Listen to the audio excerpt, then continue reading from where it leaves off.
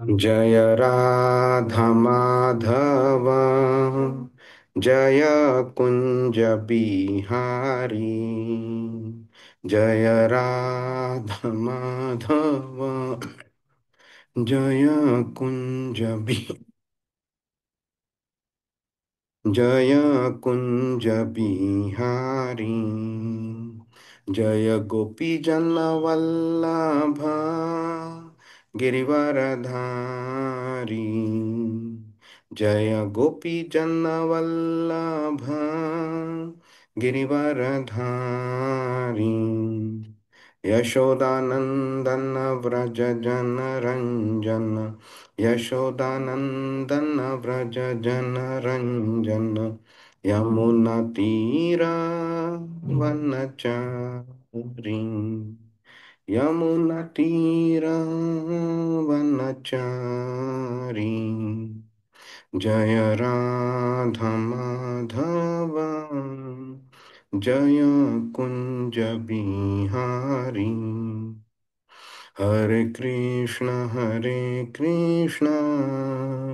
कृष्ण कृष्ण हरे हरे, हरे राम राम राम हरे हरे। हरे कृष्ण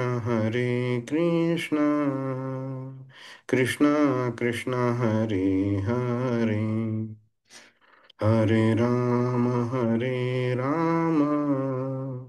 राम राम हरे हरे। जय राधा श्याम सुंदर, राधा श्याम सुंदर राधे। जय कृष्ण बलराम, कृष्ण बलराम, कृष्ण बलराम। जय कृष्ण बलराम, जय गौरानिताय, गौरानिताय, गौरानिताय। जय गौरानिताय, जय जय प्रभुपाद, प्रभुपाद, प्रभुपाद। जय श्रीला प्रभुपाद। हरिनाम संकीर्तन की जय, श्रीमद् भगवद गीता की जय, श्रील प्रभुपाद की जय। ॐ अज्ञानतिमिरान्धस्य ज्ञानाञ्जनशलाकया चक्षुरुन्मिलितं येन तस्मै श्रीगुरवे नमः। श्रीचैतन्यमनोभीष्टं स्थापितं येन भूतले स्वयं रूप कदा मह्यं ददाति स्वपदान्तिकं। वन्देऽहं श्रीगुरो श्रीयुतपदकमलं, श्रीगुरुन् वैष्णवांश्च श्रीरूपं सागरजातं सहगणरघुनाथान्वितं तं सजीवं साद्वैतं सावधूतं परिजनसहितं कृष्णचैतन्यदेवं श्रीराधाकृष्णपादान् सहगण ललिता श्रीविशाखान्वितांश्च। हे कृष्ण करुणा सिंधु दीनबंधो जगत्पते, गोपेश गोपिका कांत राधा कांत नमोस्तुते। तप्त कांचन गौरांगी राधे वृंदावनेश्वरी, वृषभानुसुते देवी प्रणमामि हरिप्रिये। वाञ्छाकल्पतरुभ्यश्च कृपा सिन्धुभ्य एव च पतितानां पावनेभ्यो वैष्णवेभ्यो नमो नमः।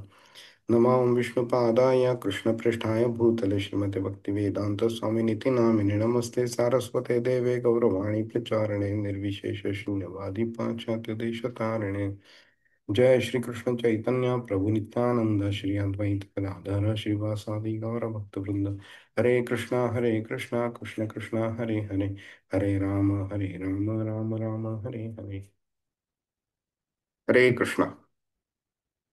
सगळ्यांचं स्वागत आहे। अम, आपण रिकॅप करूया, मागच्या आठवड्यात काय केलेलं आठवते कोणाला? हो प्रभू, आपण 14वा श्लोक केलेला. हा, काय आणि शिकण्याचं होतं त्याच्यात? त्याच्यामध्ये अ, पहिले त्याने लाईन मध्ये त्याने प्रॉब्लेम सांगितलेला की माया कशी स्ट्रॉंग असते. आणि दुसऱ्या लाईन मध्ये अ, असं कळलं की त्यांनी सोल्युशन दिलं श्रीकृष्ण भगवंतांनी की जे त्यांना शरण जातं तर ते सहजपणे त्या मायेला पार करतं. हम्म. म्हणजे या भवसागरातनं आपण तरून जातो, वी कॅन स्विम इझिली, हम्म. असं एकंदरीत कळलं. आणि मग ती किती स्ट्रॉंग आहे. आणि ती भगवान श्रीकृष्णच त्यांची निर्मिती करतात मायेची. हम्म. आणि ती माया आपल्याला नेहमी दूर ठेवते, पण त्यांच्या शरणात आलं की आपण ऑटोमॅटिक भक्तीच्या मार्गाला लागतो आणि नंतर माया पण आपल्यामध्ये येत नाही रस्त्यात आणि भगवत प्राप्त. बर. पण हे एवढं सिंपल आहे का, की बाबा कृष्ण बोलला की मला शरण या आणि आपण शरण त्याला गेलो? नाही ना. डिफिकल्ट आहे. म्हणजे मग कृष्णाची एक्सपेक्टेशन काय आहे शरणागतीची? आणि आपली आपण ज्याला शरणागती समजतो ते काय आहे, हे समजणं आवश्यक आहे. पण ते झालं म्हणजे भक्तीच्या ह्या टॉपिकवरती अगदी डिटेलमध्ये जाऊन बोलण्यासारखं. आपल्याला भगवद्गीता अगदी प्रिलिमिनरी बेसिक लेवलवरती इन्फॉर्मेशन देते.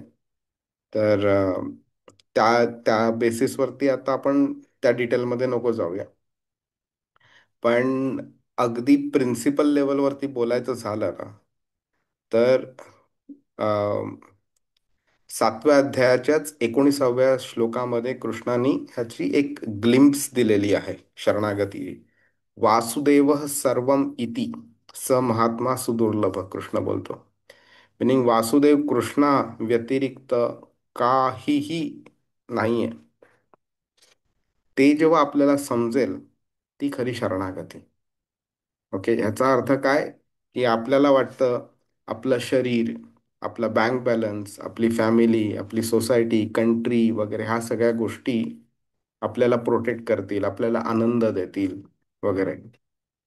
पण खरी स्टेज ती आहे की आपल्याला कळलं की आपण शरीर किंवा शरीरा रिलेटेड कोणत्याही गोष्टींशी काहीही संबंध नाही आपला. आपण फक्त आत्मा आहोत आणि आपण कृष्णाचे सेवक आहोत. आणि कृष्णा व्यतिरिक्त आपलं कोणीही आणि काहीही नाहीये.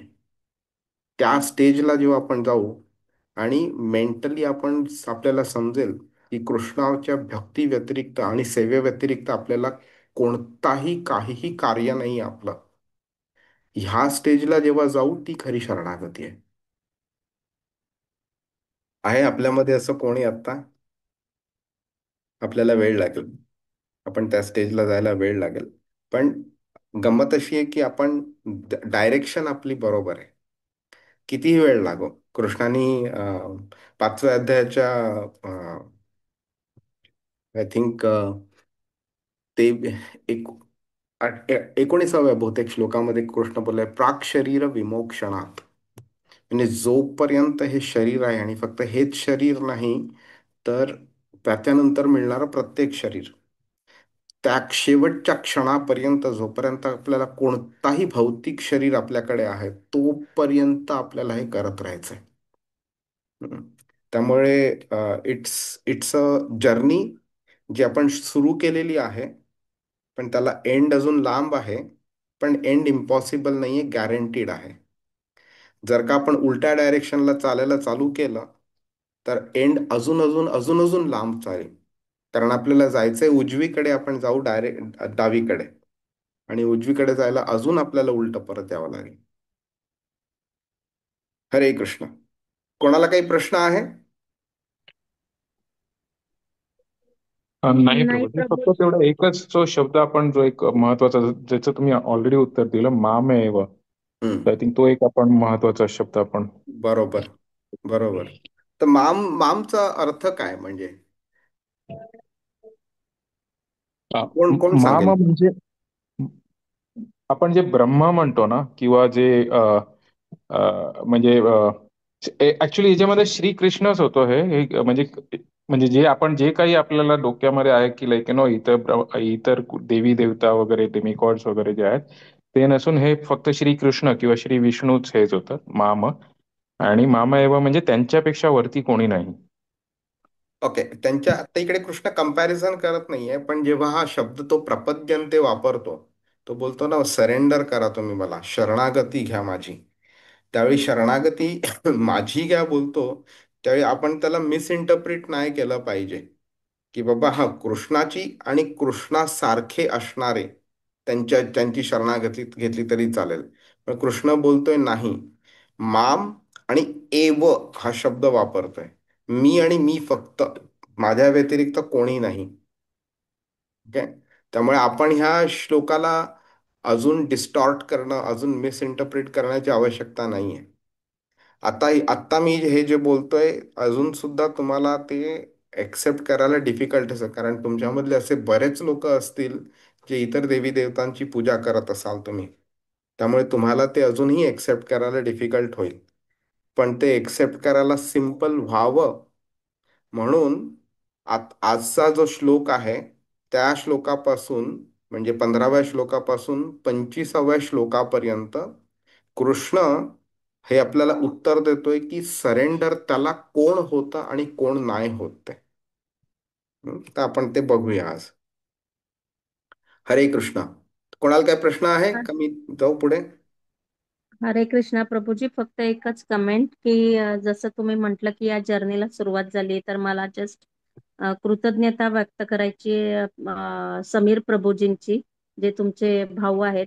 त्यांच्यामुळे मी या मार्गाला लागली. म्हणजे it is just happen to listen him and then त्यांनी तुमची पण इतकी प्रेज केली त्या कन्व्हर्सेशन मध्ये, and then I started this journey. तर मला जस्ट एक कृतज्ञता म्हणून व्यक्त करायची तुमची आणि तुमच्या बंधूंची, की तुमच्यामुळे मी या मार्गाला लागली. धन्यवाद हरे प्रभूजी. कृष्ण. हरे हरे कृष्ण. कृष्ण. चला आता आपण 15वा श्लोक बघूया. नमाम दुष्कृतिनो मूढः प्रपद्यन्ते नराधमाः माययापहृतज्ञाना आसुरं भावमाश्रिताः. अनुवाद. हरे कृष्णा.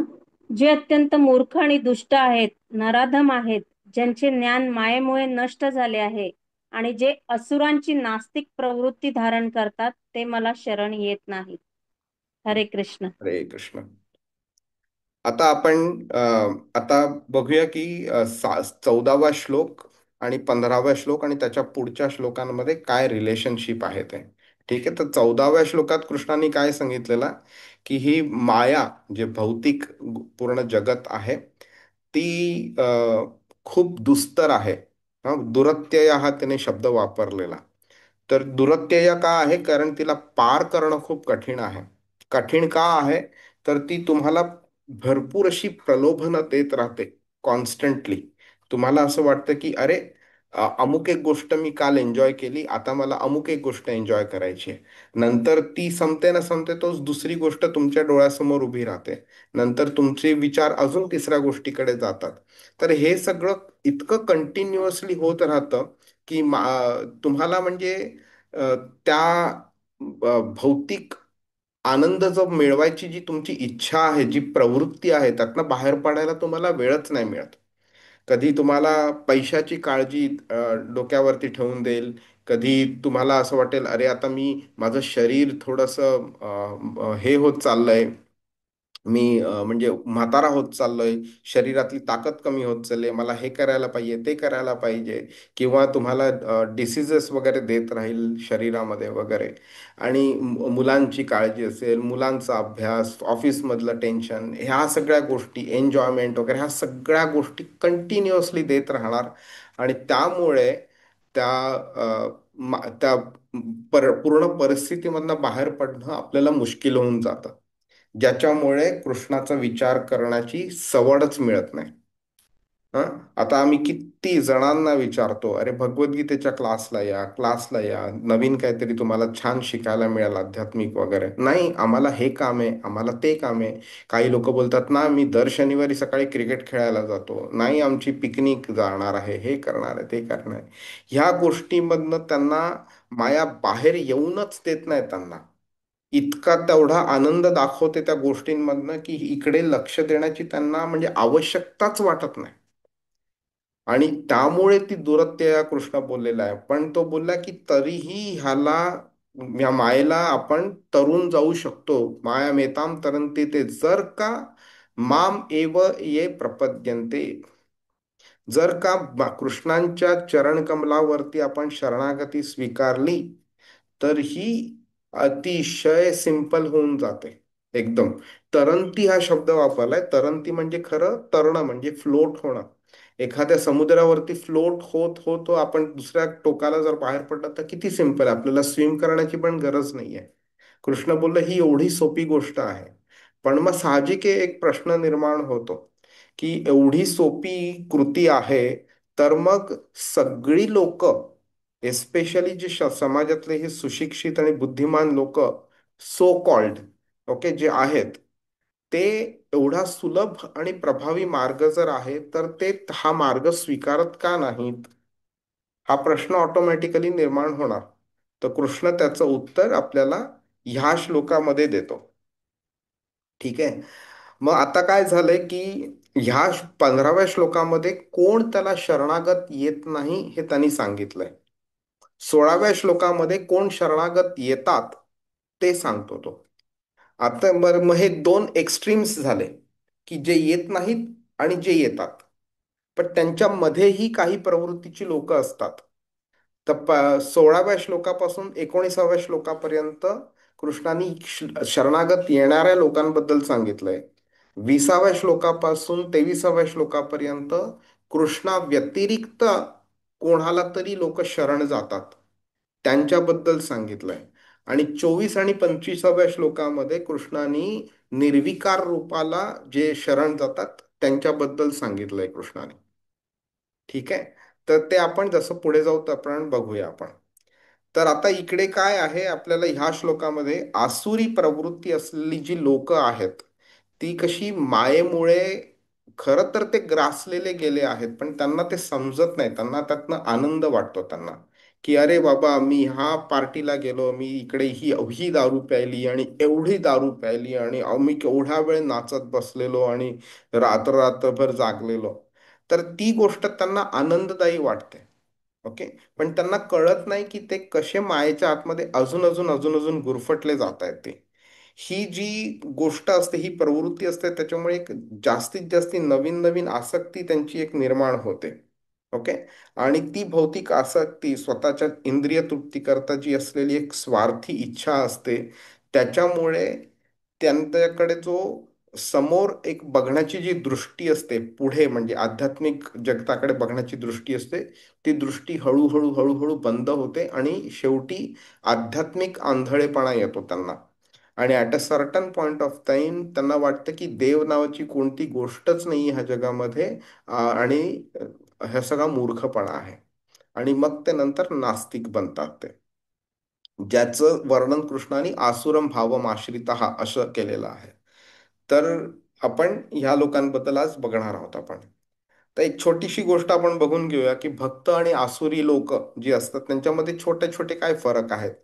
तर आसुरी प्रवृत्तींबद्दल जे कृष्णाने सांगितलंय त्यांच्या एक्झॅक्टली उलट म्हणजे भक्त असतात. तर भक्तांचं कसं असतं की त्यांचं हृदय असतं ते एकदम मऊ असतं, नम्र असतात त्यांचं वागणं. त्यांनी कृष्णाला समर्पण केलेलं असतं आणि त्यांचं जीवन जे असतं हे कृष्णाच्या भक्तीनी ड्राईव्ह झालेलं असतं.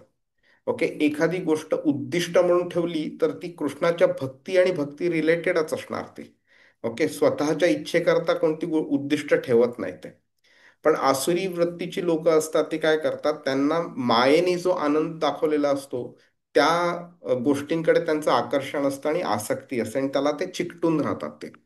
नंतर काय असतं, भक्त जे असतात ना ते त्यांचा प्रयत्न कसा असतो की मायेच्या बंधनातनं लवकरात लवकर मुक्त व्हायचं. आणि ते करण्याकरता ते मन आपलं कृष्णाला, हृदय आणि मन आपल्या कृष्णाला अर्पण करत राहतात. पण जे आसुरी प्रवृत्तीचे लोक असतात त्यांना पहिली गोष्ट म्हणजे एक अज्ञान असतं. आणि अज्ञान आहे हे त्यांना माहिती नसतं आणि त्याचा त्यांना अहंकार पण असतो, जे पण काय त्यांना ज्ञान असतं ते. आणि ह्या अहंकारामुळे ते अंध झालेले असतात. त्यामुळे त्यांना असं परमेश्वर नावाची काही गोष्ट आहे हे माहिती नसतं आणि त्यांना त्यांना स्वीकार पण नसतं जर कोणी चांगला उपदेश केला तर. आणि ह्या कारणामुळे ते जन्म मृत्यूच्या चक्रामध्ये ते कंटिन्युअसली अडकत राहतात ते. मग आपण हा बघू शकतो की हे दोन वेगळे वेगळे मार्ग आहेत. तर एका मार्ग जो हा म्हणजे भौतिक मार्ग आहे तो खरा एक सापळा आहे. तुम्ही जेवढं आतमध्ये जाल तेवढं तुम्ही अजून अजून गुरफटले जाल, अजून अडकले जाल तुम्ही. दुसरा आहे भक्तीचा मार्ग. आता कृष्ण काय सांगतो इकडे की जर का तुम्ही प्रामाणिक भक्त बनलात आणि समर्पण मला केलं तर तुम्हाला ही आध्यात्मिक भक्ती आणि मुक्ती तुम्हाला आरामात प्राप्त होऊ शकते. परंतु जे हे मायेमुळे जे जे अट्रॅक्ट झालेले आहेत आणि आसुरी प्रवृत्ती डेव्हलप झालेली आहे ते ह्या मार्गाला नेहमी विरोध करतात. एक व्यक्ती मला बोलत होती की मी कशाला भगवद्गीता शिकू, हा भगवद्गीता मला शिकवते की बाबा यू आर नो बडी म्हणून. You are just a soul, you are not this body. तर मी हे कशाला ऐकू? मला माहिती आहे मी शरीर सुदृढ आहे, चांगला दिसतो वगैरे, आहे ते. तर मी हे असं कशाला शिकू मी हे सगळं? तर ह्या मार्गाला विरोध करण्याकरता त्यांना एक नवीन नवीन नवीन नवीन आयडियाज पण येतात त्यांना, आणि हे आयडिया पण खरे कृष्णच घालत असतो त्यांच्या डोक्यामध्ये. तर त्यांची जी बुद्धिमत्ता असते, त्यांचं जी आंधळेपणा असतो, आध्यात्मिक आंधळेपणा, हे त्यांना म्हणजे अधोगतीच्या डायरेक्शनला नेत राहतात कंटिन्युअसली. आणि त्यांना कृष्णाचं दिव्यत्व किंवा भक्ती मार्गाचं दिव्यत्व त्यांना ओळखता येत नाही. हे त्या अपयश कंटिन्युअसली त्यांच्याकडे येत राहतं. त्यामुळे ज्या गोष्टीला ते इंडिपेंडन्स समजतात, एक मुलगी होती, जॅपनीज होती. तर आमच्याशी आम्ही गप्पा मारायचो आम्ही. तर ती असंच मी तिला विचारलं की बाबा तू काय प्रॅक्टिस करते? तर बोलते की मी एथिस्ट आहे म्हणून, मी सो अँड सो रिलिजनची होते, पण आता मी काय प्रॅक्टिस करत नाही, मला फ्रीडम हवंय, मला I want to enjoy freedom असं. तर मग मी तिला विचारलेलं की बाबा खरं फ्रीडमचं डेफिनेशन काय आहे म्हणून, आणि आम्ही डिस्कशन त्याबद्दल केलं. तर ती त्यांची एक चुकीची संकल्पना आहे की बाबा मी जर कोणत्याही देवाला मानलं नाही तर आय एम फ्री कम्प्लिटली. पण त्यांना ते कळत नाही की फ्रीडम ज्यात जे दिसतंय ते खरं नाहीये, आणि कृष्णाचे समर्पण करणं हे खरं फ्रीडम आहे. खरं फ्रीडम आहे की ह्या शरीरातनं आणि जन्ममरणाच्या चक्रातनं बाहेर पडणं, हे खरं फ्रीडम आहे. हा, ह्याच्यातनं नवीन नवीन नवीन नवीन शरीर मिळवणं, नवीन नवीन जन्ममृत्यूच्या चक्रात अडकणं, हा, हे खरं फ्रीडम नाही आहे ते.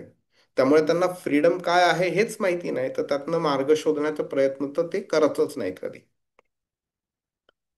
श्लोकाचा सारांश थोडक्यात बघून घेऊया आपण, की ही लोक म्हणजे ह्या कारणाकरता हे समर्पण जे करावं लागतं कृष्णाला, त्याचा कॉन्स्टंट ते विरोध करत राहतात ती लोक.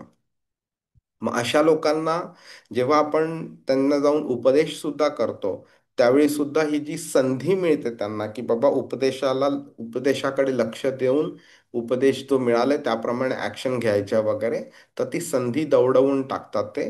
त्यांना चुकीच्या दिशेने चालायला त्यांना आवडतं त्यांना, आणि त्यामुळे कृष्णाला समर्पण करण्याचं कम्प्लिटली नकार देतात ते. ठीक आहे.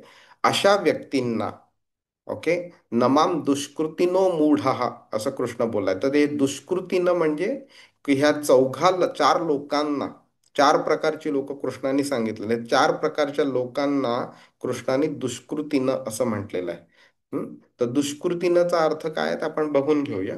पण आधी हे दुष्कृतीनांचे चार प्रकार आपण बघून घेऊया. तर नमाम दुष्कृतीनं मूढा कृष्ण बोललाय. नंतर काय? प्रपद्यंते. तर न माम प्रपद्यंते. कोण न माम प्रपद्यंते म्हणजे मला शरण येत नाही, न माम प्रपद्यंते म्हणजे. तर मला नमाम दुष्कृतीनं जी चार प्रकारची लोक कृष्ण सांगणारे ते मला शरण येत नाही. तर ती चार प्रकारची लोक कोण? मूढा, नराधम, माययाप ऋतज्ञान आणि आसुरम भावम आश्रित, ही चार प्रकारची लोक आहेत. आता ह्यांचं अगदी समरीमध्ये आपण बघून घेऊया. तर मूढ म्हणजे मूर्ख. मूर्ख का आहेत? तर ही लोक खूप श्रम करतात, फिजिकल लेबर असो किंवा मेंटल लेबर असो, पण जे पण असेल ते मटेरियल लेबर आहे. खूप श्रम करतात, पण त्या श्रमाचं उद्दिष्ट काय आहे, त्याचा अर्थ काय आहे, त्याचा विचार कधी करत नाही. त्यांना वाटतं की बाबा हे जे मी श्रम करतोय ह्यातनं पैसा मिळवायचा आहे मला, आणि ह्या पैशातनं मला फक्त आनंद मिळवायचा आहे, फिजिकल आनंद, भौतिक आनंद. ओके. आणि त्यामुळे ते आध्यात्मिक ती समज असली पाहिजे, ती डेव्हलप झाली पाहिजे, ज्याच्याकडे एक कल निर्माण झाला पाहिजे, त्याच्यापासून ते नेहमी दूर राहतात ते. त्या लोकांमध्ये विवेक नसतो.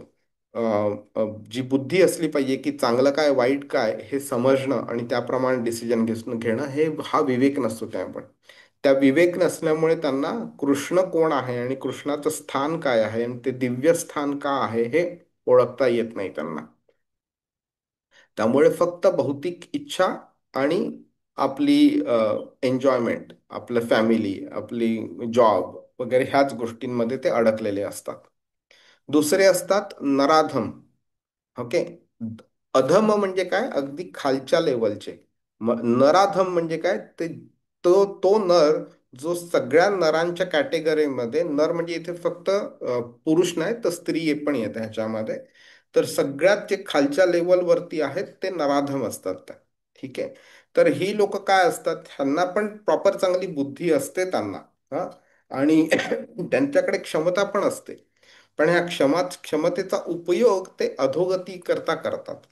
आता फॉर एक्झाम्पल, एखादी व्यक्ती आहे, तो मुलगा चांगला ग्रेड 10, 12 आणि इंजिनिअरिंग करो वगैरे, खूप चांगले मार्क मिळवेल वगैरे, पण एवढा इंटेलिजन्स असून सुद्धा त्या बुद्धीच्या क्षमतेचा उपयोग ते फक्त आपल्या अधोगतीसाठी करतात, आध्यात्मिक प्रगतीसाठी करत नाही. कधी चुकून आध्यात्मिक जिज्ञासा निर्माण जरी झाली तर त्याला सुद्धा ते दुर्लक्ष करायचं आणि फक्त संसारामध्ये आणि भौतिक आनंदामध्ये अडकून राहायचं. त्यांना भौतिक भलेही दुःख सहन करावे लागतील, पण त्यातनं त्यांना ती अक्कल येत नसते की बाबा ह्यातनं बाहेर पडण्याचा मार्ग शोधायचा प्रयत्न करू आपण. आध्यात्मिक उन्नती करता काहीही प्रयत्न नसतो त्यांचा. माय अपहृत ज्ञाना, माय अपहृत ज्ञाना, आणि ज्यांचं ज्ञान जे आहे ते मायेमुळे हरवलेलं आहे. अशी लोक कोण असतात आहेत, ते शैक्षणिक ज्ञान, शास्त्रज्ञ वगैरे हे सगळे जी लोक असतात ना, त्यांना ते पण खूप इंटेलिजंट असतात, पण ते इंटेलिजन्सचा वापर फक्त निगेटिव्ह गोष्टींकरता, म्हणजे मायेच्या प्रगती करता किंवा आध्यात्मिक भौतिक गोष्टींच्या प्रगती करता वापरलेला असतो. त्यांच्यावरती मायेचं इतकं प्रभुत्व असतं की त्यांना कृष्णाकडे जाण्याची कधीही इच्छा निर्माण होत नाही त्यांची. आणि आसुरम भावम आश्रिता, नंतर ही लोक जी असतात त्यांचं जेव्हा अधोगती होत राहते, ती एक स्टेज अशी येते की अधोगती नंतर त्यांना वाटतं की देव नावाची गोष्ट नाही आहे, आणि जर का देवाबद्दल काही कोण बोललं तर मग त्यांच्या विरुद्ध बंडखोर करणं, खूप आर्ग्युमेंट्स करणं, नवीन नवीन प्रूफ आणि एव्हिडन्स आणि लॉजिकल स्टेटमेंट्स काढायचे आणि डिफीट करायचं लोकांना की बाबा देव नाहीये, देव नाहीये म्हणून वगैरे. आणि अशा वेळी मग नंतर मग एखाद 2 4 5 लोक डिफीट झाले की मग नंतर ते इतकं पब्लिश करायचं सगळ्या ठिकाणी की नंतर देव नावाची गोष्ट या जगात नाही हे पसरवणं मग त्यांचं मग उद्दिष्ट बनतं. मग त्यांचं गर्व भरपूर झालेला असतो स्वतःच्या असुरी प्रवृत्तीचा, मत्सर असतो देवाबद्दल, आणि समर्पण तर दूरची गोष्ट, त्याचं अस्तित्व मांडणं सुद्धा नकार देतात त्याला. आणि अशा वृत्तीने हे मायेमध्ये अडकून राहतात, आणि ही लोक पण समर्पणाचा कधी स्वीकार करत नाहीत ती लोक. आता ह्या ह्याच्यामध्ये कृष्ण आपल्याला काय शिकवायचा प्रयत्न करतोय, तर ही जी 4 प्रकारची लोक सांगितली आहेत, ओके, ह्यांचं एक मेंटॅलिटी जी आहे तो कृष्ण शिकवत आहे आपल्याला. त्यामुळे एक आपल्याला अजून गोष्ट समजली पाहिजे. बऱ्याच लोकांना वाटतं की अरे त्याची स्थिती म्हणजे त्याचं नशीब किती बेकार आहे म्हणून. तर हे जे अधोगती झालेली आहे किंवा होत आहे किंवा जी होणार आहे अजूनही, हे कोणतं काही असं योगायोग नाहीये, हा कोइन्सिडन्स नाहीये, हा किंवा परिस्थिती त्याची चांगली नाहीये, हे नाहीये तसं. हे परिस्थितीच्या गोष्टीमुळे ह्या गोष्टी झालेल्या नाहीयेत. ही त्यांची वृत्ती जी आहे, जन्माजन्मापासून चालत आलेली वृत्ती, ही त्यांची चुकीची जी समजूत आहे, भौतिक आसक्ती जी आहे त्यांची, त्याच्यामुळे त्यांची विवेक जो आहे, बुद्धी जी आहे ती अजून अजून कमी कमी होत गेलेली आहे, खालच्या स्तरावरती आलेली आहे, आणि at a certain point of time ते पॉइंट ऑफ नो रिटर्नला क्रॉस करून टाकतात ते. हरे कृष्ण. तर दुष्कृतीनं ह्या शब्दाचा अर्थ बघूया आपण. तर दुष्कृतीनं म्हणजे, कृती म्हणजे ऍक्शन, सुकृती म्हणजे चांगली ऍक्शन, दुष्कृती म्हणजे वाईट ऍक्शन. तर वाईट ऍक्शन करणारी लोक म्हणजे दुष्कृतीनं. ठीक आहे. आणि वाईट ऍक्शन कोणत्या अँगलनी सांगितलंय की ज्या पण ऍक्शनमुळे कृष्णाप्रती समर्पण होणं डिफिकल्ट अजून बनत जाईल, त्या ऍक्शनला दुष्कृती असं म्हटलेलं आहे ते, आणि ती ऍक्शन करणारी लोक दुष्कृतीनं असं म्हटलेलं आहे. त्यामुळे त्यामुळे अशी अशी कोणतीही ऍक्शन जी तुम्हाला कृष्णापासून लांब नेईल त्याला दुष्कृतीनं असं कृष्णाने शब्द दिलेला आहे इकडे. ठीक आहे. ही म्हणजे असं नाहीये की म्हणजे त्यांना बुद्धी नाहीये म्हणून, त्यांना चांगली बुद्धी असते, आणि हे हे नास्तिक हे कधी कधी म्हणजे त्यांनी पुण्य सुद्धा केलेलं असतं. त्यामुळे तुम्ही बघता की अशी बरीच लोक ज्यांच्याकडे भौतिक संपत्ती किंवा शारीरिक सौंदर्य किंवा खूप पॉवर अशी भरपूर, म्हणजे फिनान्शियल पॉवरच नाही तर ऍडमिनिस्ट्रेटिव्ह पॉवर सुद्धा भरपूर असते त्यांच्याकडे, त्यांचा ज्ञान पण भरपूर असतं, पण हे सगळे त्यांच्या पूर्वकर्माचे पुण्यफळ त्यांना मिळतंय. त्यामुळे गंमत काय होते की आता तुम्ही हा विचार करा की एका व्यक्तीकडे अशी प्रवृत्ती आहे की त्याला जगाचं नुकसान करायची प्रवृत्ती आहे त्याची, पण त्याच्याकडे कोणतीही पॉवर नाहीये करण्याकरता. ना शारीरिक शक्ती आहे त्याच्याकडे, ना त्याच्याकडे वेपन्स वगैरे आहेत, ना ऍडमिनिस्ट्रेटिव्ह पॉवर आहे, ना काही आहे. त्यामुळे तो खरं डॅमेज करू शकणार नाही, जरी इच्छा असली तरी ॲबिलिटी नाहीये डॅमेज करण्याची. पण जर का त्या इच्छेला ॲबिलिटीनी जर साथ दिली तर तो किती मोठं डॅमेज करू शकतो, हो ना? तर इथे काय झालंय की ज्या व्यक्तीकडे ही अशी कृष्णाला अपोज करायची, कृष्णाविरुद्ध किंवा देवाविरुद्ध किंवा आध्यात्मिक मार्गाविरुद्ध जाण्याची इतकी प्रबळ इच्छा आहे, त्या इच्छेला जर सपोर्टिंग फॅक्टर म्हणून जर का एखाद्या व्यक्तीला भरपूर पैसा किंवा भरपूर इन्फ्लुएन्शियल पोझिशन जर मिळाली, हा, तर तो किती डॅमेज करू शकतो. तर त्यामुळे तुम्ही विचार करा, आता मी खरं ह्या फोरमवरती आता नाव घेणार नाही, पण तुम्ही स्वतः असे बघू शकता, अशी भरपूर लोक आहेत, वर्ल्ड लीडर्स आहेत, जे मोठे मोठे ज्यांचे बिझनेसेस आहेत किंवा गव्हर्नमेंटच्या पोझिशन्सवरती, ॲडमिनिस्ट्रेटिव्ह पोझिशन्सवरती, जे मोठ्या मोठ्या पोझिशनवरती आहेत, जे कृष्णाला शिव्या देतात किंवा देवाच्या अस्तित्वाला नकार देतात, किंवा अशा प्रकारे जे म्हणजे नकार देतात आणि ज्याला अपोज करतात, त्यांचा इन्फ्लुएन्स रेग्युलर लोकांवरती किती होतो हा तुम्ही विचार करा. आणि मग त्यामुळे ही लोक किती डिस्ट्रक्टिव्ह आहेत ते आपल्याला समजू शकतं. ही त्यांची जी बुद्धिमत्ता असते आणि जे म्हणजे त्याचा गैरवापर झालेला असतो, त्यामुळे त्या चुकीची दिशा त्यांनी अवलंबलेली असते, ती ती बुद्धी त्यांना ते बळ देतंय की तुम्हाला अजून जे काय नुकसान करायचं ना, त्या बुद्धीमुळे त्यांना एक्स्ट्रा ती सपोर्ट मिळतो की तुम्ही अजून नुकसान करा, अजून नुकसान करा म्हणून. ती चुकीचं जे दिशा दर्शन असतं ना, डायरेक्शन दिलेलं असतं, त्याचा तो अजून अजून अजून अजून गैरवापर करतात ते. त्यामुळे भगवंतांनी कोणतीही योजना बनवली ना, सॉरी फॉर एक्झाम्पल, एखाद्या संताला कृष्णाने पृथ्वीवरती पाठवलं आणि सगळ्यांना उपदेश करण्याचं पाठवलं, तर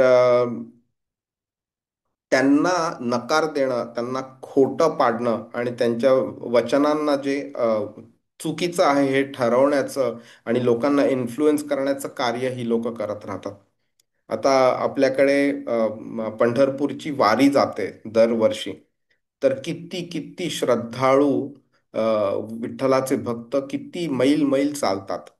आणि असे बरेच लोक आहेत, मी याला नाव नाही घ्यायचं आता, बरेच लोक जे आहेत जे सिनेमांमध्ये वगैरे काम करत होते वगैरे, ज्या ह्या वारकऱ्यांवरती असे म्हणजे खूप निगेटिव्ह असं त्यांच्याबद्दल बोलायचं.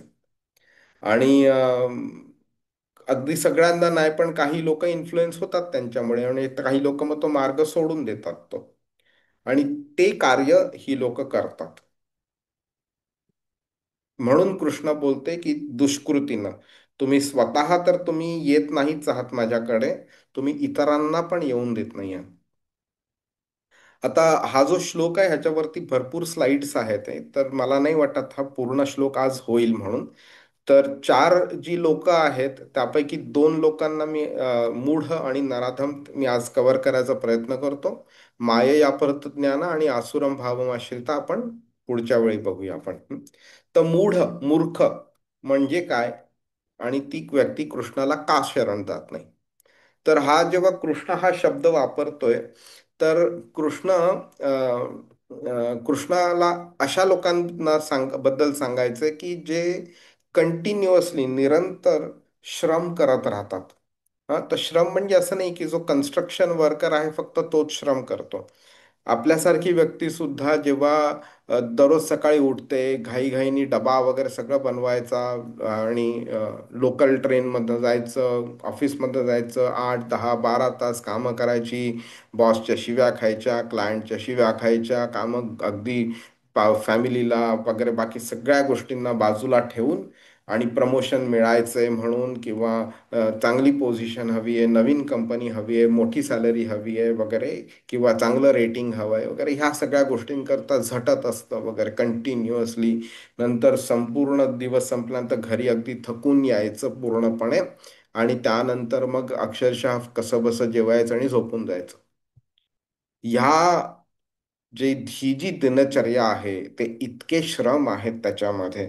तर ह्याच्यामध्ये जी अडकलेली व्यक्ती आहे त्या व्यक्तीला 15 मिनिटं फक्त 2 राऊंड कृष्णाचं हरे कृष्ण मंत्र जपायला जर सांगितलं आणि चॅन्टिंग करायला सांगितलं तर अरे मला कुठे वेळ मिळतो रे, अशा प्रकारचे शब्द निघतात. ओके.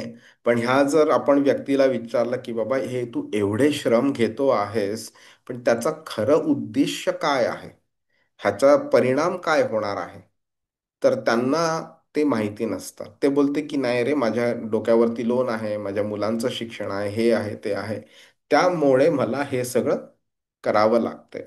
म्हणजे काय आहे की ध्येय जो आहे तो भौतिक आहे. ओके. तर आपण ह्या गोष्टीला, आता हे जे मी बोलणार आहे ना ते थोडं तुम्हाला लागू शकतं. जो पण ऐकेल त्याला हे थोडं मनाला लागू शकतं. पण वस्तुस्थिती बदलत नाही. आपल्याला एखादं स्टेटमेंट कृष्णाचं आवडो किंवा न आवडो, वस्तुस्थिती आहे ती बदलत नाहीये. आणि कधी कधी काय असतं की आपले शिक्षक जे असतात ना, ते आपली कान उघाडणी करण्याकरता आपल्याला थोडंसं टफ, डिफिकल्ट असे शब्द मुद्दामून आपल्याला ऐकवतात, ज्यामुळे ते आपल्या मनामध्ये राहतात आणि आपली इम्प्रूव्हमेंट होते. तर एखादा गाढव जो असतो ना, तो गाढव पण अविरतपणे कंटिन्युअसली तो काम करत राहतो. तुम्ही ते एक ऐकलं असेल, गाढवाच्या डोक्यावरती एक काठी बांधली जाते. हम्म. आणि त्या काठीच्या टोकाला म्हणजे ती खूप अशी म्हणजे त्याच्या डोळ्यांच्या आणि तोंडाच्या जरा एखाद फूट 2 फूट लांब अशी काठी येईल अशी बांधली जाते. आणि त्या काठीच्या पुढच्या भागाला एक गाजर बांधलं जातं. तर त्याला वाटतं की अरे हे गाजर किती माझ्या जवळ आहे. त्याला वाटतं की मी एक पाऊल पुढे टाकलं तर गाजर लगेच मी खाऊ शकतो. पण त्याला हे कळत नाही की जसं तो एक पाऊल पुढे टाकतोय, तसंच काठी त्याच्या डोक्याला बांधली असल्यामुळे काठी पण पुढे जाणार आणि गाजर पण एक पाऊल पुढे जाणार. त्यामुळे ते त्याच्या तोंडाला कधी लागणारच नाही. आणि हे गाजर मिळावं म्हणून तो कंटिन्युअसली पाऊल पुढे पुढे पुढे पुढे टाकत राहतो, पण गाजर त्याला कधी तोंडाला लागतच नाही. त्याला हे कळतच नसतं की आपण एवढी मेहनत घेतोय ती का घेतोय. त्याला वाटतं की आपण मेहनत नाही घेतली तर आपल्याला मार पडेल. हम्म. तर ह्या प्रकारची जी मेंटॅलिटी असते त्या व्यक्तींना कृष्ण मूढ बोलते, की म्हणजे सतत काम करत राहायचं, पण त्या कामाचं उद्दिष्ट फक्त भौतिक असतं, त्यामागे आध्यात्मिक दृष्टिकोन काही नसतो. आयुष्याची जी दिशा असते ती पण फक्त भौतिक असते, आध्यात्मिक नसते कधी. ठीक आहे.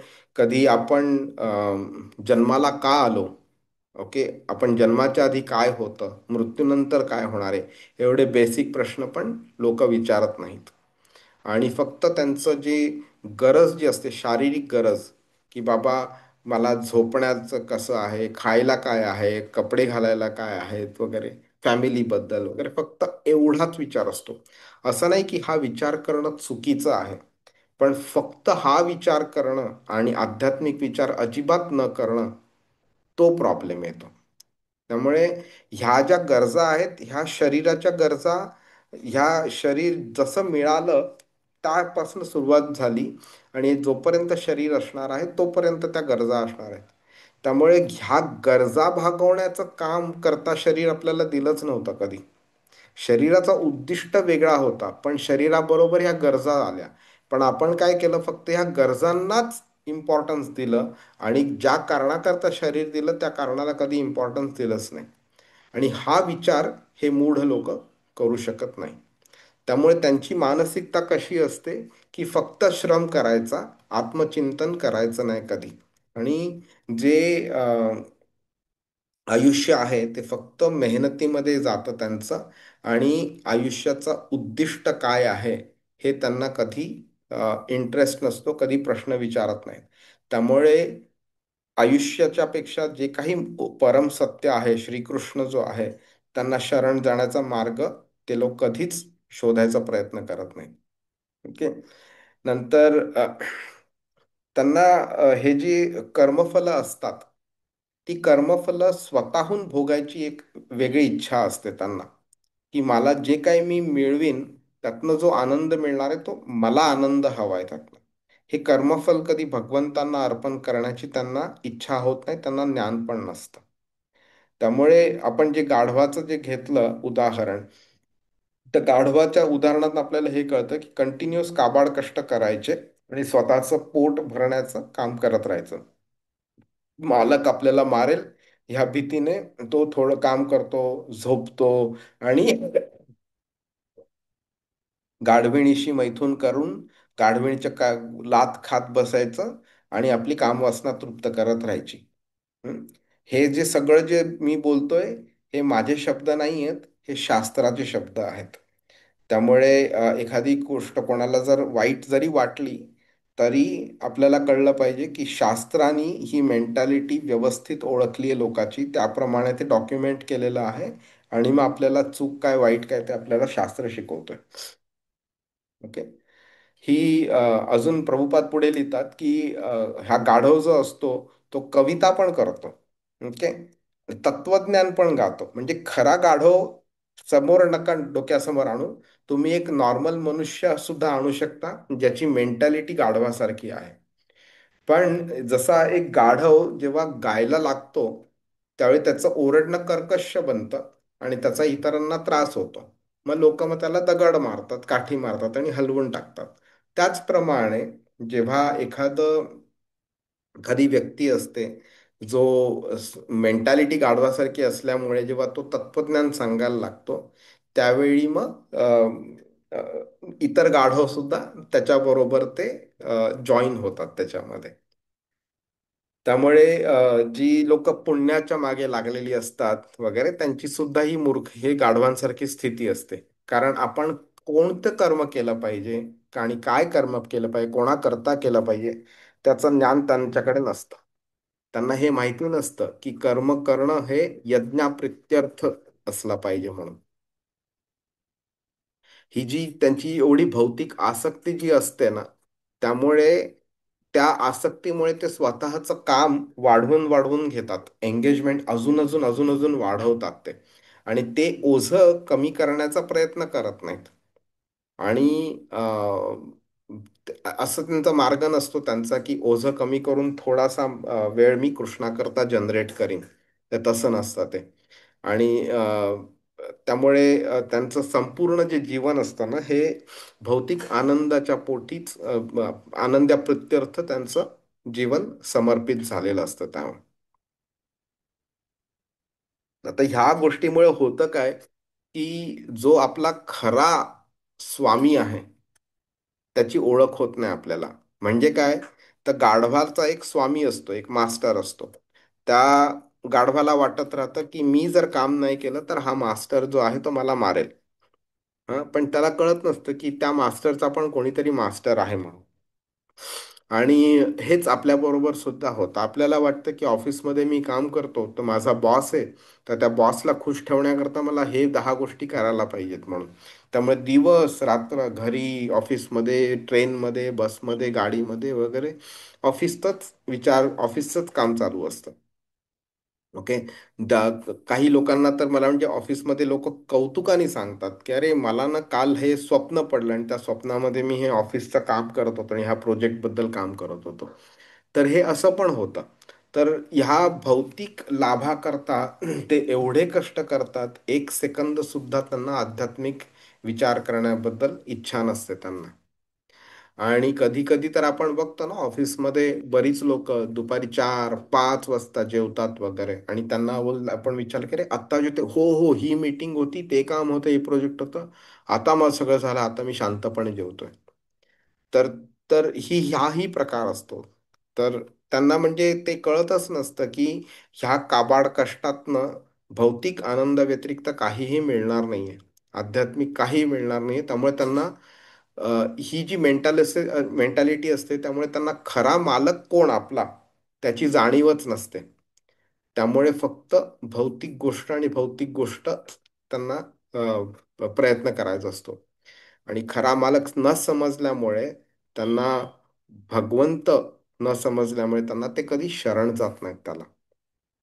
त्याच्याबद्दल श्रवण करण्याबद्दल सुद्धा त्यांना इच्छा नसते. ओके.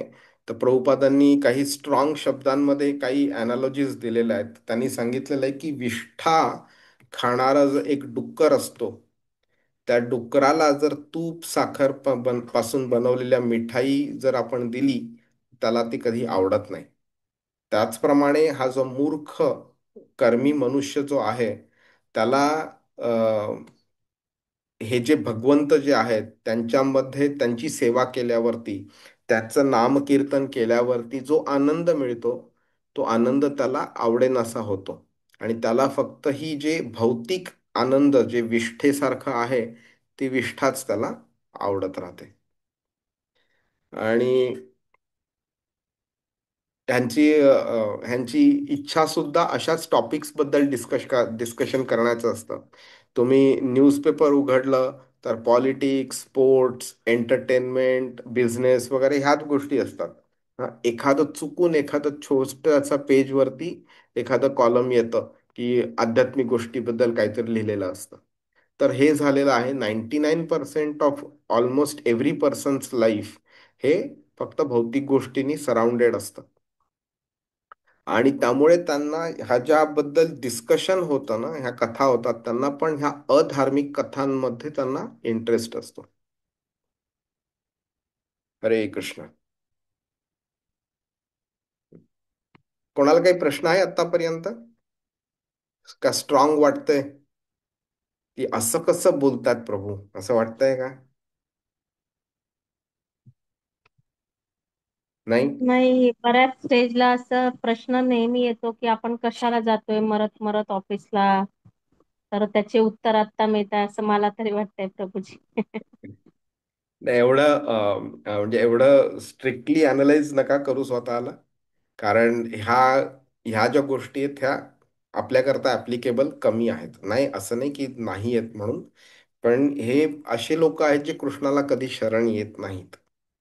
तुम्ही कृष्णाला ऑलरेडी शरण आला आहात, म्हणून तुम्ही ह्या मार्गावरती चालायला चालू केलंय. म्हणून तुमच्याबद्दल कृष्ण ह्या श्लोकात नाही बोलत आहे, 16व्या श्लोकात बोलतो तुमच्याबद्दल, आणि तुमच्या म्हणजे आपल्याबद्दल. ओके.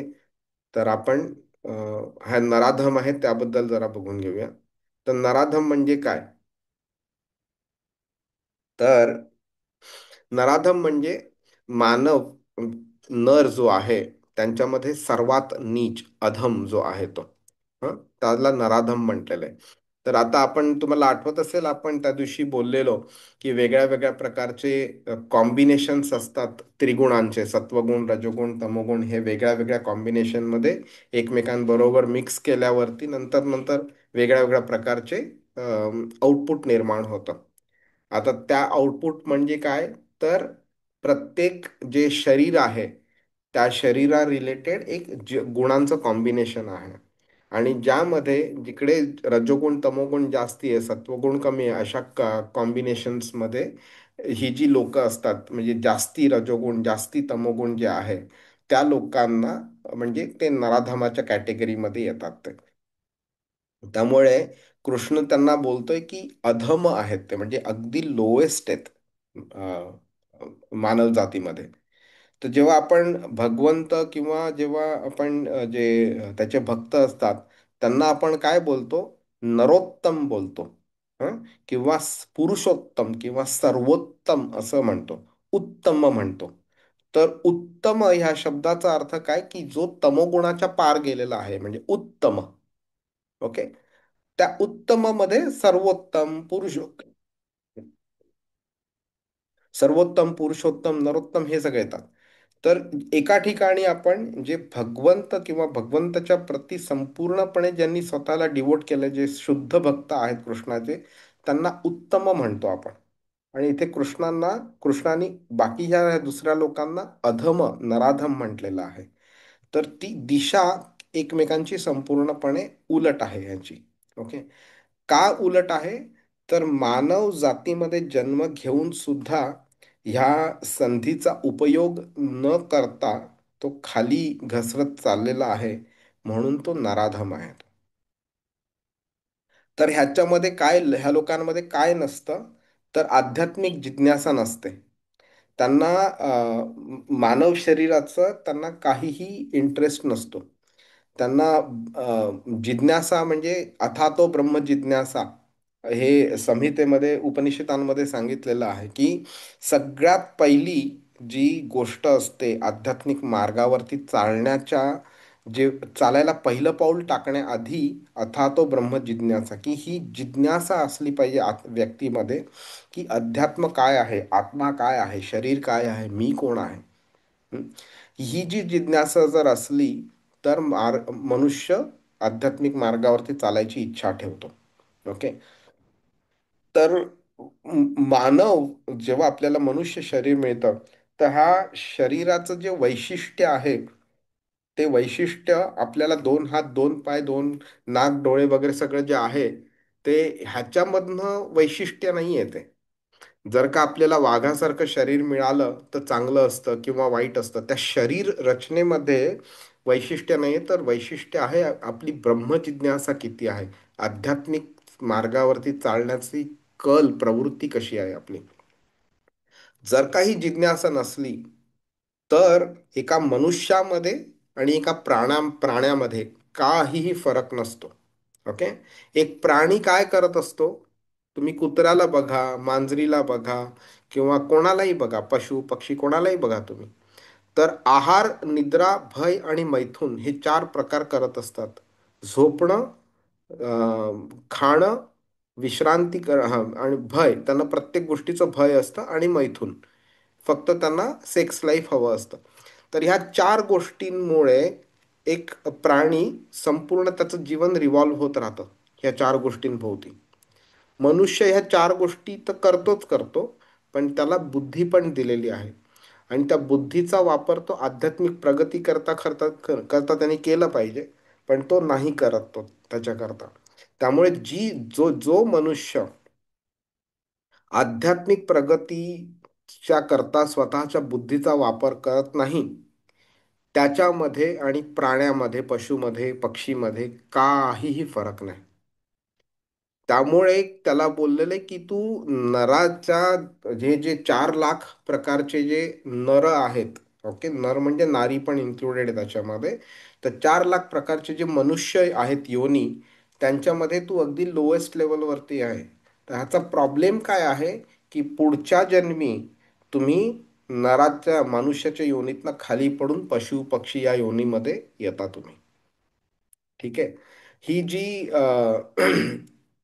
विचारशक्ती आहे, ही जी राहण्याची पद्धत आहे, विचार करण्याची पद्धत आहे, ही व्यक्तीला नराधम बनवते आणि त्याच्याही खालती घेऊन जाते ते. नंतर काय असतं की ह्या व्यक्तींवरती त्यांचं कर्म खूप वाईट असल्यामुळे, पुण्यकर्म पण नसल्यामुळे, त्यांच्यावरती पापकर्मांची जी फळं त्यांना जी मिळतात, त्या फळांमुळे त्यांच्यावरती दुःख भरपूर येतात, आणि दुःखांमुळे त्यांना ते बेजार पण झालेले असतात. कधी कधी त्यांना त्यापासून सुटका मिळते, कधी कधी नाही मिळत. पण जर का जेव्हा सुटका मिळत नाही, टाळता येत नाही त्यांना, त्यावेळी त्यांना ते निमूटपणे स्वीकार करावं लागतं. हं? आणि मग त्यांना जाणवतं की ह्यातनं सुटका शक्य नाहीये. त्यामुळे त्यांचं जीवन पण ते अशा रीतीने मोल्ड करतात की तो दुःख येत राहू देत, मी असं जीवन जगतच राहणार म्हणून. त्यामुळे ते तरी सुद्धा, एवढं असून सुद्धा ती लोक हे प्रयत्न करत नाहीत फाइंड आउट करण्याचं की ह्या दुःखातनं बाहेर पडण्याचा परमनंट सोल्युशन काय आहे. आणि अशी लोक त्यामुळे आध्यात्मिक प्रगतीपासून दूरच राहतात ते. अशी लोक सांसारिक गोष्टींमध्ये सुद्धा अडकलेले असतात. त्यांना हेच वाटत राहतं की हे जे संसार आहे, माझा माझा फॅमिली आहे, माझं सोसायटी आहे, माझी कंट्री आहे, माझे मित्र मैत्रिणी वगैरे जे कोणी असेल ते त्यांच्यामध्ये अडकलेले असायचं. नंतर त्यांच्या डिस्कशन जे असतं ते फक्त मूवी किंवा बिझनेस किंवा पॉलिटिक्स किंवा स्पोर्ट्स ह्याच गॉसिप्समध्ये आणि अडकलेले असतात. कोणी काय केलं, कोणी काय वागलं, कोण कोणाशी काय बोललं वगैरे ह्याच्यामध्ये करमणूक हवी असते कॉन्स्टंटली. अरे आपण इकडे जाऊ, ह्या पार्कमध्ये जाऊ, त्या पार्कमध्ये जाऊ, तिकडे ही मजा आहे आणि ती मजा आहे वगैरे. ह्याच गोष्टींमध्ये त्यांचं मन रमलेलं असतं. परमेश्वराशी कधीही त्यांचा संबंध येत नाही. जर का असं काही चुकून काही दिसलं की बाबा रामायण असो किंवा महाभारत आहे, त्याची सिरियल टी व्हीवरती चाललेली असली वगैरे, तरी त्यांचा इंटरेस्ट डेव्हलप होत नाही. हे काय सगळी तुमची मायथॉलॉजी आहे रे, अशा प्रकारे मग त्याला दूर करून टाकायचं टॉपिकला. आणि अगदीच जर का कोणी बघितलं तर ते एंटरटेनमेंटच्या दृष्टीने बघायचं किंवा त्याची मस्करी करण्याच्या दृष्टीने बघायचं त्याला. हम्म? त्यामुळे जिज्ञासा ही कधी निर्माण होत नाही. जर काही आध्यात्मिक गोष्ट कोणी समोर जरी आली तरी त्याच्याकडे म्हणजे असंच एखाद्या नटीचा पिक्चर कसा बघू त्याप्रमाणे ते बघायचं आणि त्याला त्याप्रमाणे आपल्या जीवनातनं ते जे इन्फॉर्मेशन आहे त्या रामायण असो किंवा महाभारतबद्दल असो ते त्याचप्रमाणे काढून टाकायचं. संसाराच्या मोहात गुंतलेलं असायचं आणि मानव जन्माचा उद्दिष्ट त्यांना कधी समजत नाही. तर आपण आत्ता बोलल्याप्रमाणे 84 लाख जे योनी आहेत, ज्याच्यात 4 लाख मनुष्य योनी आहेत, त्याच्यामध्ये जे खालच्या लेवलवरती आहेत त्यांना नीच योनी म्हटलेलं आहे. ओके. आणि हे जास्तीत जास्ती लोक असंस्कृत असतात. त्यांना कसं वागायचं, कसं बोलायचं वगैरे ही पण पद्धत समजत नसते त्यांना. त्यांच्याकरता म्हणजे जे सामाजिक असो, राजकीय असो किंवा काय धार्मिक गोष्टी असतो, त्यांना हे सगळं नको नकोसं वाटत असतं त्यांना. त्यांना म्हणजे जे धर्माची जी तत्व आहेत ते त्यांना कधी समजत नाहीत, कधीही त्यांना एक्सेप्ट पण करत नाही. आणि परम सत्य कृष्णाला जाणणं वगैरे ह्यांच्याशी कधी, भगवंताशी कधी त्यांचा संबंध पण येत नाही त्यांचा. आणि जे त्यांचा संबंध आलेला असतो त्यांना ती लोक नकोशी वाटतात त्यांच्या बरोबर. ओके. नंतर कृष्ण भगवद्गीतेमध्ये सगळ्या ठिकाणी बोलतो येतो. भागवतामध्ये सुद्धा कृष्ण बोललेला आहे की माझ्यापेक्षा श्रेष्ठ असं काही नाहीये, मीच परम सत्य आहे. ओके. तरी सुद्धा कृष्णांशी आपला संबंध जो आहे तो पुनर्स्थापित करण्याचा कधी प्रयत्न नाही करायचा. आणि जी व्यक्ती अशी संधी मिळून सुद्धा जी गमावते त्याला नराधम असं म्हटलेलं आहे ते. त्यामुळे आपल्याला हे कळून येतं की एक आपण एक एक्झाम्पल बघूया की जेव्हा मूल अर्भक जेव्हा आईच्या गर्भामध्ये असतं, ओके, ते अतिशय अशा अवघडलेल्या अवस्थेमध्ये असतं ते. त्याचे हात असे टाईट असतात, पाय बांधलेले असतात, काही मुवमेंट जास्ती त्याला करायला मिळत नसते वगैरे. ओके. तर आपल्याला हे कळून येतं श्रीमद भागवतम मध्ये 3ऱ्या स्कंधामध्ये 31व्या अध्यायामध्ये कपिल मुनींनी देवहूतीला, त्यांच्या मातेला त्यांनी उपदेश केलेला. त्या उपदेशामध्ये त्यांनी बऱ्याच गोष्टी सांगितल्यात.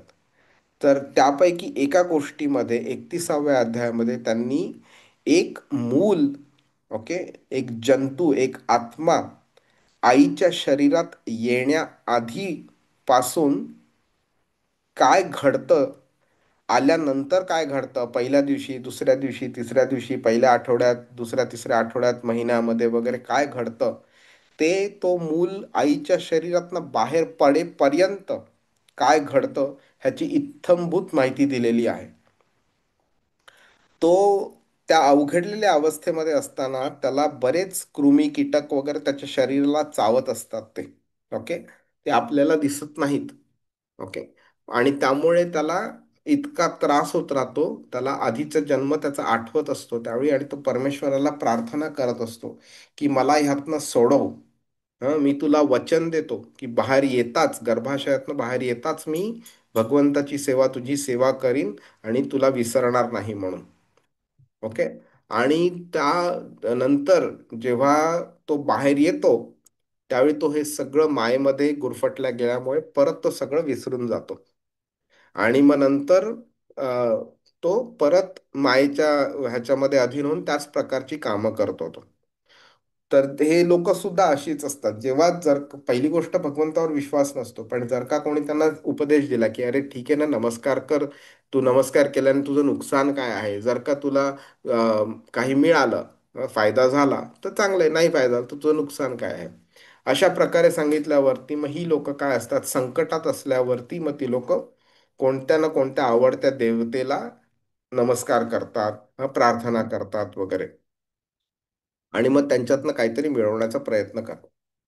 तर ही लोक सुद्धा म्हणजे जसं ते मूल जेव्हा आईच्या शरीरातनं बाहेर पडतं, त्यावेळी बाहेर पडल्यानंतर मायाच्या ह्या शक्तीच्या प्रभावाने ते संपूर्ण गोष्ट विसरून जातं, की आपण शरीराच्या आतमध्ये असताना आपल्याला काय वेदना झालेल्या, जन्माच्या वेळी आपल्याला काय वेदना झालेल्या, ते तर विसरतं ते मूल. पण उद्धार ज्यांनी केलेला आहे, की बाबा ज्यांनी तुला मनुष्याचं शरीर दिलेलं आहे, त्या व्यक्तीला सुद्धा ते, भगवंताला सुद्धा ते विसरतात ते. ओके. त्यामुळे हे इतकी विशियस सायकल आहे की तुम्हाला विसर पडणं ह्याच्याकरता तुम्हीच रिस्पॉन्सिबल आहात, की तुम्हाला भगवंताचा विसर पडण्याकरता तुम्ही सगळी कर्म करत आहात. आणि भगवंताचा विसर पडल्यावरती नंतर तुम्हाला भगवंताकडे जायची कधी इच्छाच होत नाही. इच्छा न झाल्यामुळे तुम्हाला भगवंताचा अजून विसर पडतो, आणि ही सायकल कॉन्स्टंटली चालत राहते ही. ठीक आहे. तर हे अवॉइड करणं, जशी त्या व्यक्तीची, मुलाची रिस्पॉन्सिबिलिटी आहे, तशीच ती रिस्पॉन्सिबिलिटी आई वडिलांची सुद्धा आहे. त्यामुळेच तुम्हाला माहिती असेल ना, की बऱ्याच वेळी लोक बोलतात की मूल जेव्हा आईच्या पोटात असतं, त्यावेळी आईनी जास्तीत जास्ती नामकीर्तन करावं, कृष्णाचं नामस्मरण करावं, रामाचं नामस्मरण करावं. तर माझ्या बायकोची आजी, त्यांनी खूप छान सुंदर सांगितलेलं आम्हाला. तिने माझ्या बायकोला राम नाम जपायला सांगितलेलं, आणि तिने हेही सांगितलेलं की जेवढी व्यक्ती म्हणजे आई जेवढं रामाचं नाम जपते, तर रामाच्या नामामध्ये जो र आहे ना, त्या र कंटिन्युअसली बोलल्यामुळे तो र त्या मुलाला पण ऐकू येतो. आणि बऱ्याच लोकांमध्ये एक स्पष्ट न बोलण्याची एक त्यांची म्हणजे एक स्पष्ट बोलू शकत नाही ती लोक. त्यांची जी वाचा असते ती अतिशय अशी स्पष्ट नसते. प्रत्येक शब्द ते व्यवस्थित स्पष्ट बोलू शकत नाही. आणि हा प्रॉब्लेम अवॉइड होऊ शकतो जर आपण रामनामाचा जप केला. अर्थात हे जे आहे ते भौतिक फायद्याच्या दृष्टीने केलेला जप आहे, पण ह्याचा जो परिणाम आहे त्या मुलावरती इतका चांगला होतो, की रामाला किंवा कृष्णाला जन्मानंतर सुद्धा, आईच्या पोटातनं बाहेर निघाल्यानंतर सुद्धा तो आठवण राहते त्याला. त्यामुळे आई वडिलांमध्ये ही एक मोठी रिस्पॉन्सिबिलिटी येते, की मुलांमध्ये ही जी चेतना जी आहे ती अतिशय बालपणीपासूनच जागृत करायची. आणि ही जी जागृती आहे हे पालकांचं कर्तव्य आहे. त्यामुळे हे जे वेगळे वेगळे संस्कार असतात ना, गर्भधान संस्कार, नंतर केस कापण्याचे संस्कार, अन्नप्राशन संस्कार, लग्न किंवा मुंज करणं वगैरे, हे वेगळे वेगळे जे संस्कार आहेत, हे त्याच्याकरता केलेले आहेत. त्याची निर्मिती त्याच्याकरता केलेली आहे की वेगळ्या वेगळ्या वेळी मुलांवरती एक हा म्हणजे त्यांना कळलं पाहिजे की हे सगळं आपण का करतोय.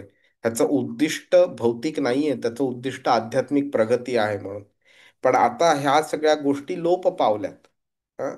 गर्भधान संस्कार तर हार्डली कोणी करतं. इनफॅक्ट जर आज कोणी पुरुषांनी बाईशी एकमेकांशी प्रॉपर लग्न केलं तरी सुद्धा मोठी गोष्ट वाटते आज ती. हं? आणि शास्त्रांचं पालन वगैरे काही होत नाहीये. त्यामुळे प्रभुपाद लिहितात की 99.9% लोक आजच्या जगामध्ये नराधम आहेत. नंतर प्रभुपाद अजूनही लिहितात की जेव्हा हे जे आपण भौतिक शिक्षण घेतो, हं, त्या भौतिक शिक्षण आपल्याला भौतिक प्रगती करायची जास्तीत आपल्याला स्फूर्ती देते.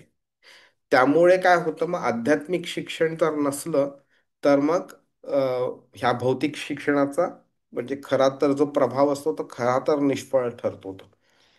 ठीक आहे.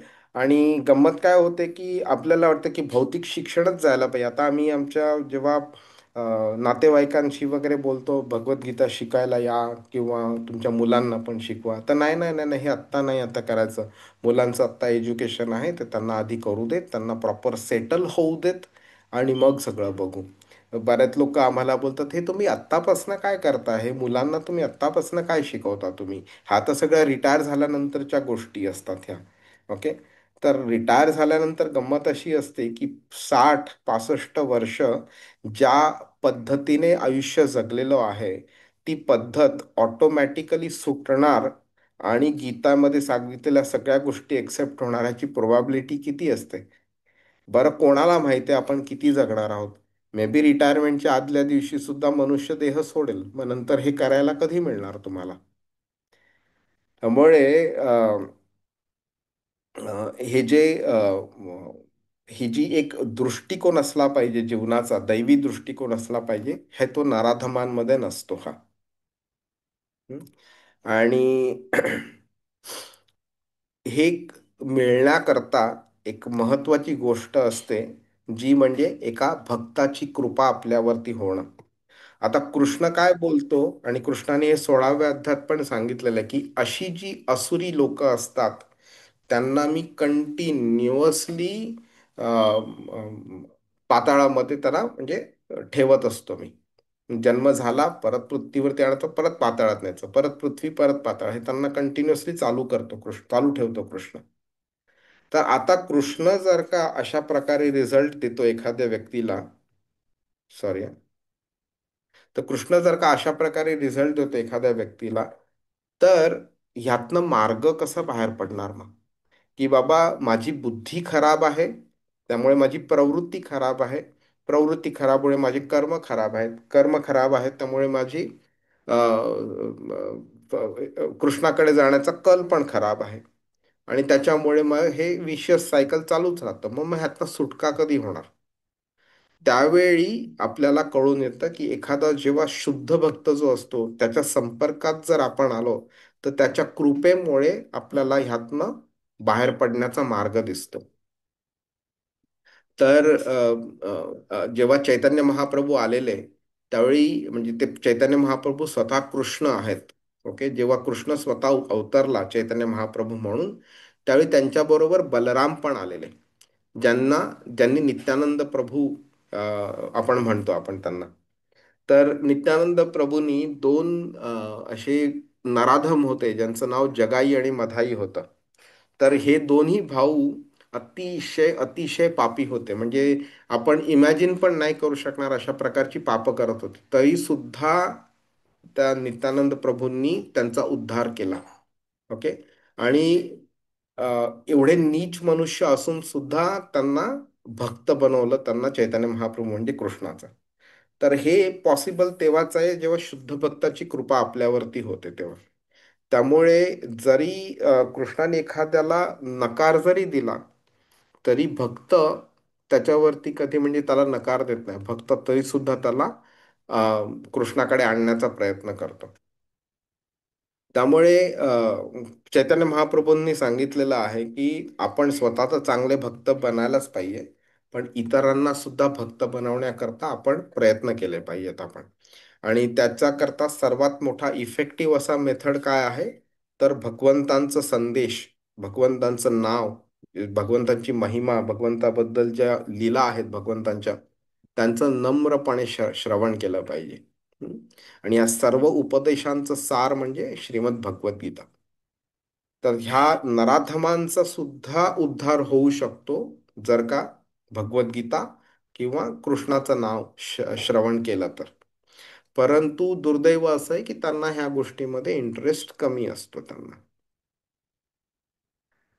तर अजून एक अँगल आहे की आपले दोन आचार्य होते विश्वनाथ चक्रवर्ती ठाकूर आणि बलदेव विद्याभूषण, तर त्यांनी सुद्धा ह्या दोघांचं डेफिनेशन दिलंय. तर विश्वनाथ चक्रवर्ती ठाकूर बोलतात की ही जी लोक होती ही आधी भक्ती करायचे, साधना करायचे, त्यामुळे ते सुसंस्कृत होते. पण नंतर ते भौतिक मार्गावरती इतके आकृष्ट झाले की त्या भौतिक जीवनाचं जे उद्दिष्ट त्यांनी ठेवलेलं ते प्राप्त करण्यासाठी त्यांना भक्ती त्यांनी सोडून दिली. आणि भक्ती करणं शक्य नाही हे पण त्यांनी सोडून दिलं. आणि त्यांनी नंतर मग अधमपणाची लक्षणं त्यांच्यामध्ये आली आणि मग भक्तीला नाकारणं चालू केलं त्यांनी. मग तुम्हाला ऑब्विसली ना, तुम्ही असं मिड पॉइंटला उभे आहात आणि तुम्हाला लेफ्ट किंवा राईटच्या डायरेक्शनला जायचंय.